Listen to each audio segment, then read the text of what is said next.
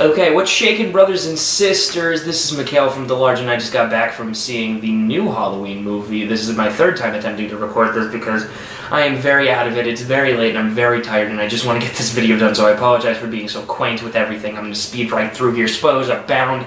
I'm not even going to give you a warning just because I want to get right through this. First off, let's talk about what I liked. This movie has so much ballsy energy in it. There's so many things I never thought this movie would do. I thought it was going to be like this.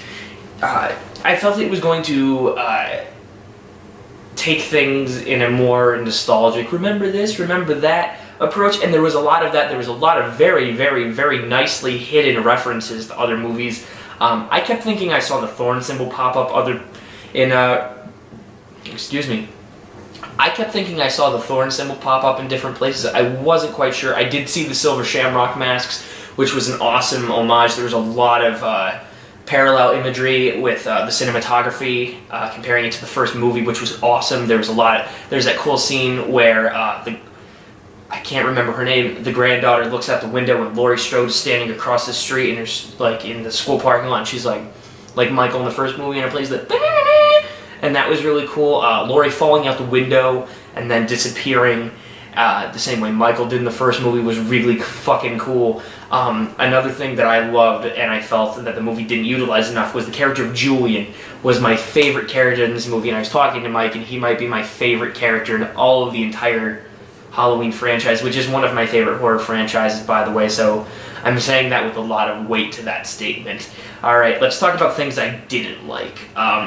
First off, there was something odd about Michael Myers' presentation in this movie. Not that I'm like, oh, this doesn't feel like Michael Myers. It just felt a little odd seeing him portrayed the way he did. He almost felt slapsticky at times. I understand that has always been the way he's been portrayed. In this movie, I just felt like it was taking a more realistic approach with other things that I felt maybe that the original wouldn't do, which I think is a smart move. You gotta be modern, you gotta think in terms of you gotta think realistically in situations like this, which is why I really liked the idea of Laurie Strode being psychologically tormented by that one night. Like, that's really cool, and that it fucked up her whole life. I wasn't a fan of the way that they showed her drinking. I just didn't feel like that was needed. I get it.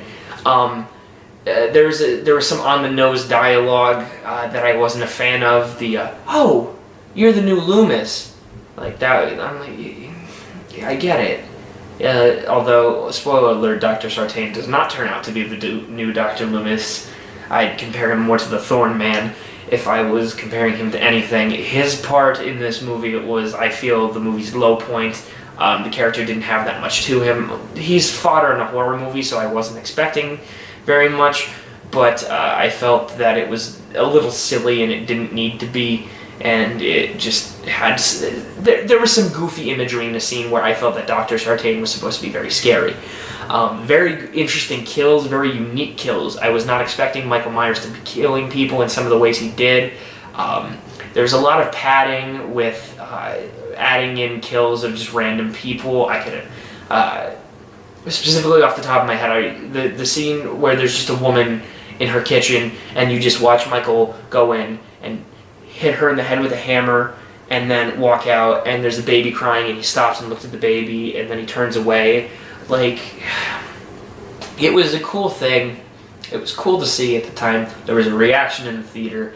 I just don't go for that kind of thing. I just felt like padded. It was padded, and the movie has a decent runtime. It's an hour and 41 minutes, I believe. You didn't need to add in that 1 minute and 30-second scene. Just keep going. You're on the right track. I felt that maybe I felt like the team behind this movie knew that they had created a very good Michael Myers movie. I would argue maybe aside from the original, this is the definitive sequel that it's like, no, okay, now you could put on this one. You could probably even,